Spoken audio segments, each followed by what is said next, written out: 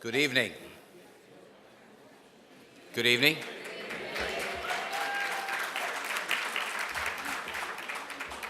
If I'd known how tough this evening was going to be, I might never have accepted. To stand here between 420 Jews and the main course is quite an undertaking.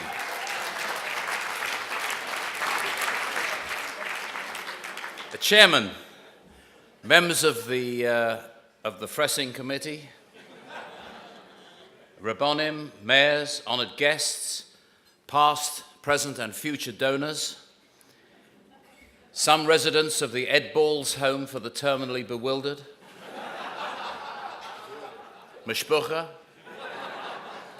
and Charlton Athletic supporters. Oh, that's me. That's only me. Sorry, it's only me. Are there any Liverpool fans here tonight? Do they have good dentists in Liverpool? I don't know. It is a great thrill to be here this evening. Let me say, first of all, you need to know, we live in an age of league tables. Everything, the rich list was published this weekend. We got league tables for everything, for schools, for hospitals, everything. They even have, they have a league table for after-dinner speakers. It's true, it's true. And they work out the table according to how far ahead you have to be booked in order to get. Now, at the moment, number one, not surprising, is the Prime Minister, David Cameron. And it's 19 months before you can get him, so he's top of the table. Been a big movement in the table this week. Seb Coe has overtaken J.K. Rowling. Seb Coe is 13 months, and J.K. Rowling is down to 11 months. Just thought you'd like to know. Anyway, when Stuart Pollock called me this morning and asked me to speak,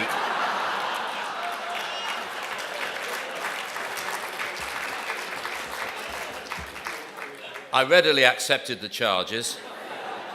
What a schnorrer. No. In fair, I love Stuart. He's a very rare human being. He really is. He's a very, very good friend. And I've got to know and admire him for two particular qualities that he has. Total megalomania and the common touch. But more important than that, I know that he's a friend who's always there when he needs me.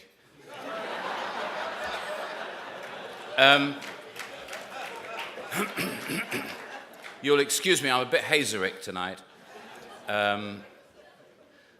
I've got the end of one of those viral chest things, which is a nightmare. And I always remember when I started, I left school, I became a reporter, and they put me on a trainee course, and they sent me to I think Southwark Crown Court to do some reporting, to learn about reporting. And I always remember this judge in all the finery, and there was some poor geezer who was up on a charge of gross indecency in a public place. And the legal aid QC, or not QC, but the legal aid brief was trying to get him through his evidence, and he was coughing, and he could hardly speak, and his nose was running, and he was blowing, he hadn't got a handkerchief. It was a nightmare. And finally, the judge leaned over, he said, Mr. Jones, who was the counsel, the brief, he said, Mr. Jones, he said, perhaps your friend, he said, I'm suffering as well. He said, perhaps your friend, your client, would like to suck a fisherman's friend. He said, I think he's in enough trouble already, my lord.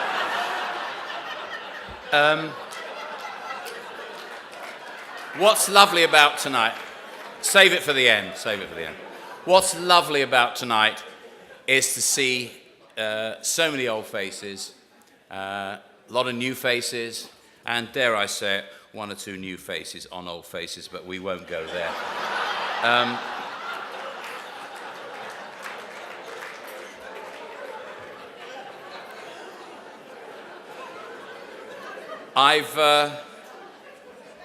I nearly didn't make it, actually, because like Simon Olswang, an old friend. Hello, Simon. Have I paid my bills? Yeah, I have. Yeah, it's okay. I've just come back from Israel, where I've been raising money for Britain, and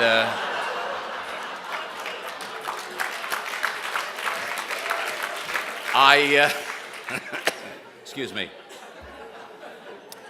And I overheard the most extraordinary conversation at the next table at lunch. There were some people who it was a buffet. It's always a buffet, isn't it? And the plates were quite small, a bit of portion control. And there were some people at the table. We'd all sort of filled in. Nobody knew each other at the table. And there was a woman sat down. I think she was from Essex. And no, because I heard somebody say, "Where are you from?" And she said, "I'm from Essex." Now.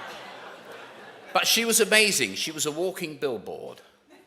She had Ferragamo written all over the handbag. She had Dolce & Gabbana glasses. She had logos from here, there, and everywhere, places I never heard of.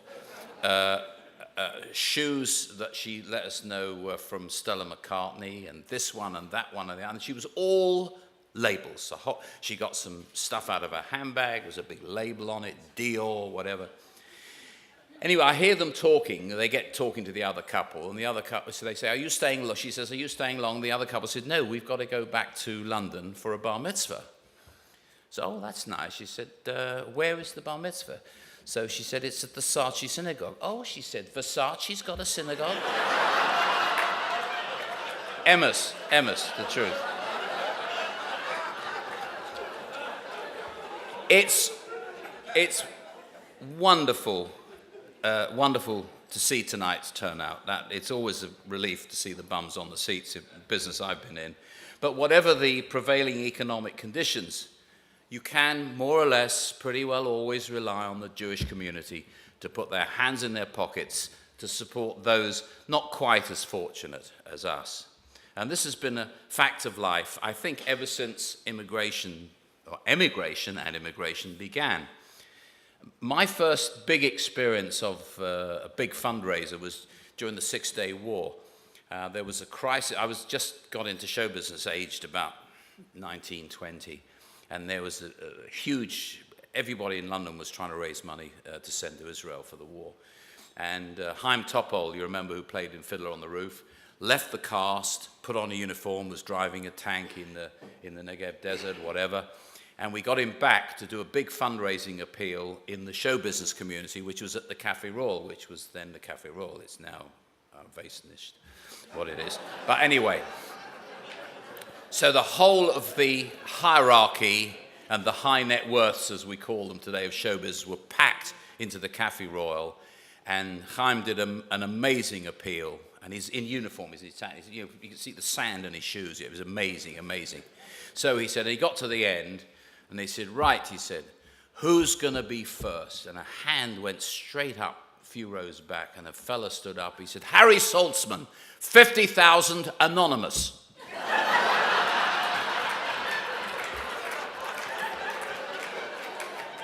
That was a lot of money in those days. A lot of money these days. It is particularly true, and tonight is real evidence of that, that the Jews really know what it means to help others. It's a mitzvah. That surge of immigration that followed the Tsarist and the Bolshevik pogroms, then the flight of those few Jews that managed to get out to avoid the Nazi ascendancy, has created a few generations of upwardly mobile Jews who, through hard work and education and a burning desire to escape the poverty trap, have reached a point where they can help others. And they do, and you do, and we all do. And that's why we're all here tonight. My own family story follows the traditional pattern.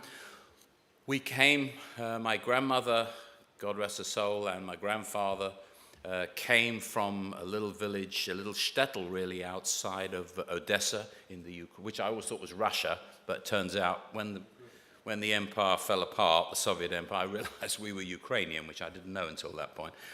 And she came over with her husband, with two kids at that point, my Uncle Lou and my Uncle Bernie Delfont. And she went to, they went to rented rooms in the East End.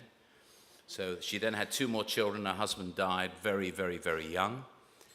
And she had four mouths to feed and clothe, no welfare state. The only thing that was free was education.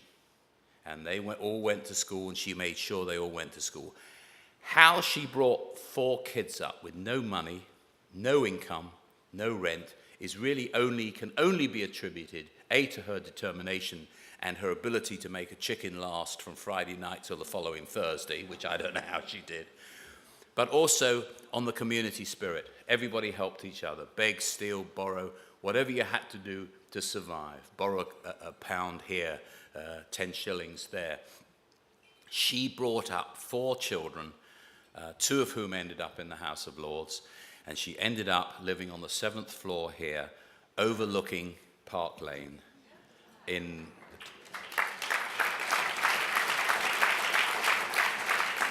And I promise you that even though she lived in a penthouse suite here, saw out her days here, God bless her, she still washed the cling film so she could reuse it. I was often intrigued about where we came from, and I went to a dinner of ambassadors. I was invited, a big dinner that De La Rue, the banknote printers, I was hoping they were going to give away some samples, but they didn't. Mean lot. And I was sitting next to, on the table plan, the ambassador for Ukraine. So I introduced myself. I said, my family is from the Ukraine. Oh, he said, where is this from? He said, where are you from? I said, it's a little shtetl, you'll never know. Tell me, what is the name? So I said, well, the family name is Vinogradsky. Oh, he said, the winemakers. Yes, I understand the Vinogradsky. It's a very Ukrainian name. I said, but where are you from? I said, we're from a little village called Takmak. Takmak, he said, it's Croydon. It's a big suburb of Odessa, so we're from a big suburb in Odessa. Anyway, that's the story.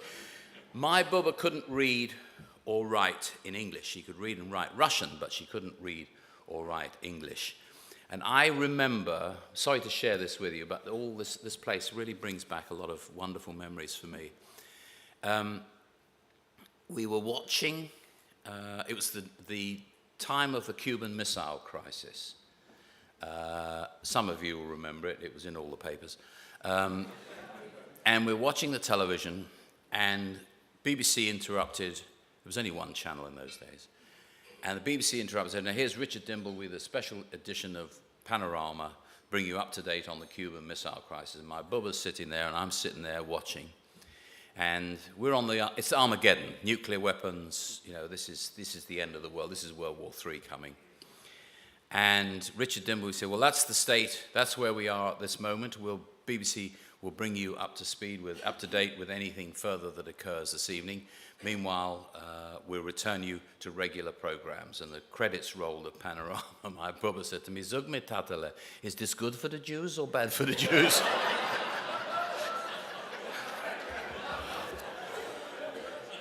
News for her in the shtetl, either the Bolsheviks are coming to get us, or the Tsar lot are coming to get us. Those memories of what the Jews' determination to achieve is what we would call today in modern parlance social mobility. And I suspect it's that drive that spurs us all on. My generation is very, very lucky. We were the beneficiaries, I am the beneficiary of the superhuman efforts of my refugee forefathers. But deep down, as Jews, I don't think we ever forget it. And that community spirit gene that saw them through, I suspect, is embedded in us all. Otherwise, we wouldn't be here tonight, except there's not a lot on television tonight, but anyway. Tonight's cause, I think, is one manifestation of that gene and an exemplar of the Jews' determination to help those who need our help. And part of the responsibility of achieving in life as a Jew is that you have a duty. Nobody has to spell it out to you. You just know that you're there to help those who can't help themselves necessarily. Now, you've read the short introduction, and you've seen a lot about Langdon. I have to admit, I knew nothing about Langdon until Stuart Pollock called me this morning. And the work is truly extraordinary. It's truly a unique niche and a much needed niche, making such a fabulous difference to people's lives. I won't do the spiel. You know the spiel. You know what they do. You know what they need. It's desperately important at this time that not only that we give tonight and whenever we're asked, but that we give generously. These are difficult times. Funding is being reduced. There's never been a time when we can help more, when our help is needed more. And what is so wonderful about this charity, for me, coming fresh to it, it's so positive. The results are so wonderful. When you see the kids coming up on the stage, the boys and girls coming up on the stage, it gives you a great feeling that here are people getting self-worth and making a really useful contribution, and we have to help them to get that. I know you'll give generously tonight, and if you don't, we know where you live. I know that there are many good causes that need your help, but like me, I am sure you are convinced by the unique work that Langdon carries out. It is more necessary than ever that we give that little bit more tonight. And before I go, I'm going to leave you with one new Jewish joke which I've heard. Some of you have heard all my material before, and no doubt you'll hear it again. The scene is a Jewish school outside of Moscow. And the kids are not that interested in education. And there's a history teacher who cares passionately about history. And he's shocked at the indifference of these Jewish kids to the subject of history. And he comes in very aggressive one day to the classroom. Right, he said, we're going to start today, he said, with 2 questions. He said, the first question, he said, is an easy one, and the second question is easier, and I expect you to know the answers. The first question is this: who was the great Russian poet? Probably the greatest ever Russian writer, greater than Chekhov, greater than all, Turgenev, greater than all of them, who was born in 1799. 1799. Nothing. Nobody puts their hands up. Oh, my God. He said, I can't believe you. He said, Nudniks. He said, you know nothing. He says, Pushkin. Have you ever heard of Pushkin? Huh? I don't. All right. Second question, easier. What historical event in Russia, great historical event, happened in 1812? Shmuel puts his hand up. Shmuel, you have the answer. Pushkin's bar mitzvah, sir?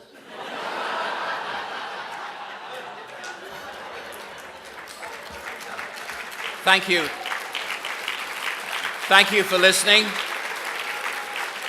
And please remember, there are so many past, present, and future generations who depend on our support tonight. The Great Langdon Initiative needs you, and by the way, it needs me, and it needs everybody we can muster to help this great cause. Thank you for coming, and the main course is on the way, believe me. Thank you.